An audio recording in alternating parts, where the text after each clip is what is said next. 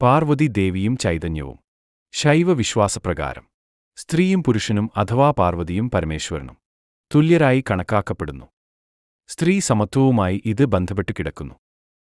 പരാശക്തിയുടെ ഭക്തർ സ്ത്രീകൾക്ക് ബഹുമാനവും തുല്യ അംഗീകാരവും നൽകേണ്ടതുണ്ട് എന്നാണ് വിശ്വാസം. സ്ത്രീകൾ പാർവതി ദേവിയുടെ സ്വരൂപം തന്നെയാണ് എന്നാണ് വിശ്വാസം. ഒരു സാഹചര്യത്തിലും ഭഗവതി ഉപാസകർ സ്ത്രീകളോട് അപമര്യാദയായി ഇടപെടാൻ പാടില്ല എന്ന് പ്രത്യേകം നിഷ്കർഷിക്കാറുണ്ട്.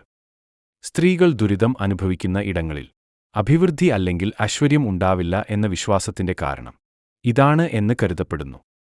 സ്ത്രീകൾ സന്തോഷിക്കുന്ന ഇടങ്ങളിൽ പാർവതിദേവി അനുഗ്രഹം ചൊരിയുന്നു എന്ന് വിശ്വസിക്കപ്പെടുന്നു.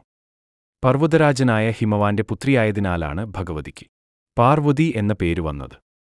സർവമംഗളം, ഇഷ്ടവിവാഹം, ദീർഘമാംഗല്യം, ദാരിദ്ര്യമുക്തി, ഭയമോചനം എന്നിവയാണ് പാർവതി ഉപാസനയുടെ ഫലം എന്ന് വിശ്വാസികൾ കരുതുന്നു.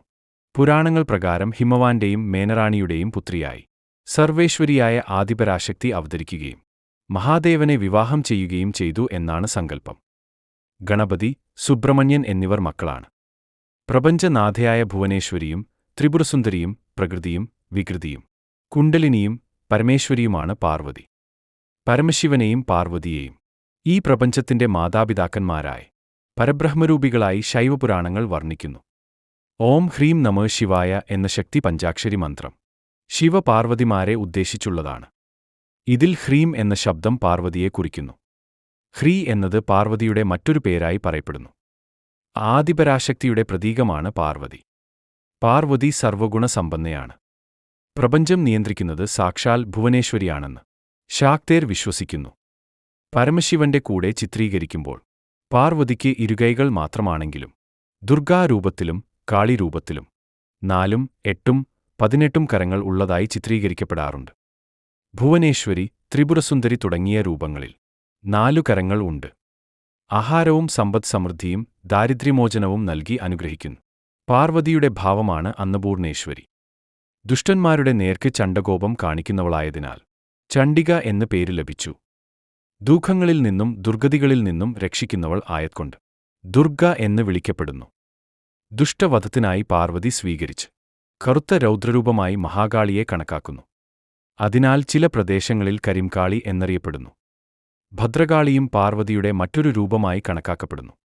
പൊതുവെ പാർവതിയുടെ ദുർഗ വാഹനം സിംഹം ആണെങ്കിലും മഹാഗൗരി രൂപത്തിൽ വൃഷഭവും കാള, ഭദ്രകാളി രൂപത്തിൽ വേതാളവും വാഹനമാണ്. പൂർണ്ണചന്ദ്രൻ പൗർണമി ദിവസം ദുർഗ ആയും അമാവാസി ദിവസം കാളി ആയും ഭഗവതിയെ ആരാധിക്കുന്നു. ശിവശക്തി ഐക്യത്തിന്റെ പ്രതീകമായി ശ്രീചക്രത്തിൽ ഭഗവതി തന്നെയാണ് പ്രധാനം. മിക്ക ശിവക്ഷേത്രങ്ങളിലും ഭഗവതിക്ക് പ്രത്യേക പ്രതിഷ്ഠ ഉണ്ട്. ചില ക്ഷേത്രങ്ങളിൽ പാർവതിക്ക് ശിവനേക്കാൾ പ്രാധാന്യം കൊടുക്കാറുണ്ട്. ശിവപ്രതിഷ്ഠ ഉണ്ടെങ്കിലും മധുര മീനാക്ഷി സുന്ദരേശ്വർ, കൊല്ലൂർ മൂകാംബിക്, തിരുമാന്ധാകുന്ന് ഭഗവതി ക്ഷേത്രം, കൊടുങ്ങല്ലൂർ ഭഗവതി ക്ഷേത്രം, ചെങ്ങന്നൂർ ഭഗവതി ക്ഷേത്രം, ആലുവ തിരുവൈരാണിക്കുളം ക്ഷേത്രം തുടങ്ങിയവ ഭഗവതി പ്രധാനമാണ്. ശിവക്ഷേത്രത്തിൽ പിൻവിളക്ക് കത്തിക്കുന്നത് ശ്രീ പാർവതിയെ ഉദ്ദേശിച്ചാണ്.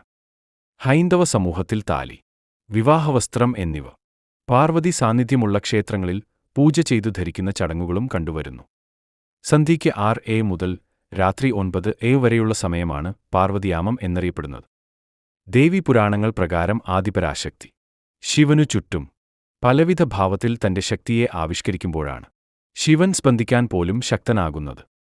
ഇത്തരത്തിൽ ശിവനു ചുറ്റുമുള്ള 10 ദിശകളിൽ വർത്തിക്കുന്നു.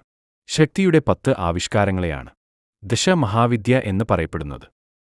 ശിവന്റെ മുന്നിൽ കാളിയും മുകളിൽ താരയും താഴെ ഭൈരവിയും വലത്തുഭാഗത്ത് ചിന്നമസ്തയും ഇടത്തുഭാഗത്ത് ഭുവനേശ്വരിയും പിന്നിൽ ബഗളാമുഖിയും ആഗ്നേയം അഥവാ തെക്ക് കിഴക്കിൽ ധൂമാവതിയും നൈಋത്യ അഥവാ തെക്ക് പടിഞ്ഞാറിൽ മഹാലക്ഷ്മിയും കമല വായുകോണിൽ അഥവാ വടക്ക് പടിഞ്ഞാറിൽ മാതംഗിയും ഈശാനകോണിൽ അഥവാ വടക്ക് കിഴക്കിൽ ഷോഡശി അഥവാ ത്രിപുരസുന്ദരിയും സ്ഥിതി ചെയ്യുന്നു. ചൊവ്വ, വെള്ളി, പൗർണമി, അമാവാസി തുടങ്ങിയവ പ്രധാന ദിവസങ്ങൾ. നവരാത്രി, തൃക്കാർത്തിക, തിരുവാതിര ആഘോഷം തുടങ്ങിയവ ഭഗവതിക്ക് പ്രാധാന്യം ഉള്ള ദിവസങ്ങളാണ്.